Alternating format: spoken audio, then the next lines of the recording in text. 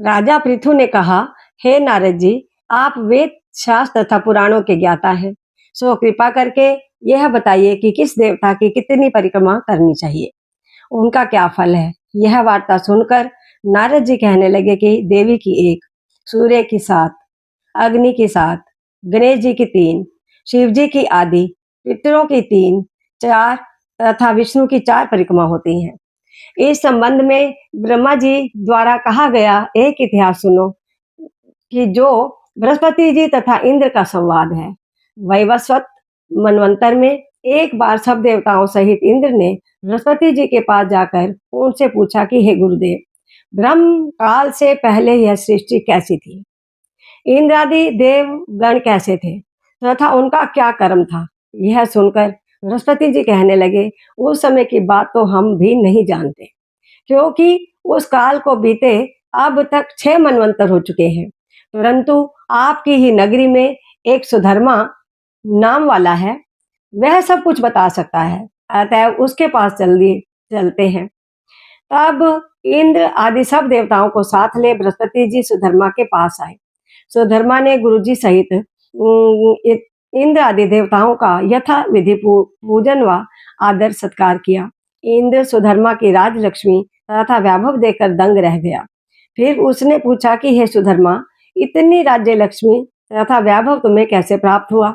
साथ ही तुमने कौन सा ऐसा यज्ञ, दान व तप किया जिससे ब्रह्म कल्प से पहले की बात भी जानते हैं? सुधर्मा ने कहा, है इंद्र, जब 4 युगों की 1000 चौकड़ी बीत जाती है, तब ब्रह्मा का एक दिन होता है। उस एक दिन में 14 मनु और इंद्र होते हैं। जब हम विष्णु लोक में थे, तब वहां पर रहते हमारे सामने इतने ब्रह्मा हो चुके हैं कि हम उनकी गणना भी नहीं कर सकते। इसके बाद जब हम यहाँ स्वर्ग में आए और हमने जो भी अच्छा कर्म करके इतनी लंबी आयु पाई, उसका विवरण सुनो। पहले जन्म में मैं मांस भक्षी गृध था। एक समय कार्तिक शुक्ला नवमी को श्री विष्णु के मंदिर पर बैठा हुआ था कि एक शिकारी ने आकर बाण मारा, जिससे घायल होकर मैं विष्णु मंदिर में आ गिरा। उसी समय मांस के लोभी एक कुत्ते ने आकर मुझको पकड़ लिया। उसे देखकर अन्य कुत्ते भी वहां आ गए। वह कुत्ता उनसे डरकर मंदिर के चारों ओर चक्कर लगाने लगा। अन्य कुत्ते भी उसके पीछे पीछे भागते रहे। इस प्रकार सबकी प्रदक्षिणा हो गई। इस बीच मेरी मृत्यु हो गई। अब प्रदक्षिणा से भगवान अत्यंत प्रसन्न हुए और मुझको अपना परम पद दे दिया। यह बात सुनकर इंद्र अत्यंत प्रसन्न हुआ और उन्होंने भी विधि पूर्वक भगवान का पूजन और प्रदक्षिणा की। नारद जी कहते हैं, राजन, कार्तिक शुक्ला नवमी सतयुग की आदि तिथि है। उस दिन भगवान की पूजा, प्रदक्षिणा, व्रत, दान, तप तथा यज्ञ करने से कई गुना फल मिलता है। यदि कार्तिक कृष्ण नवमी को मथुरापुरी में जाकर भगवान का पूजन व प्रदक्षिणा की जाए तो उससे अनंत फल की प्राप्ति होती है। प्रदक्षिणा करने में जितने पग उठते हैं, उसके उतने ही कुल वैकुंठ में वास करते हैं। यदि मथुरापुरी बहुत दूर हो तो अन्य किसी धार्मिक स्थान पर प्रदक्षिणा करें।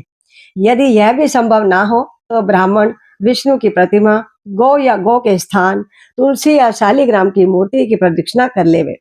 समुद्र सहित संपूर्ण पृथ्वी के परिक्रमा करने से जो फल प्राप्त होता है, वही तुलसी तथा शालिग्राम की प्रदक्षिणा करने से प्राप्त होता है।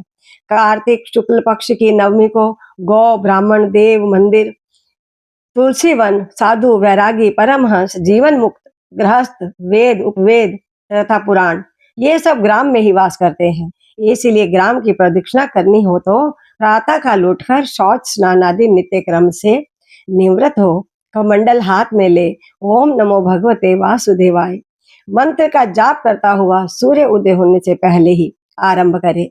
ब्राह्मण देवस्थान, तुलसी तथा शालिग्राम की मूर्ति की परिक्रमा सूर्य उदय के बाद भी कर सकते हैं। और शिकार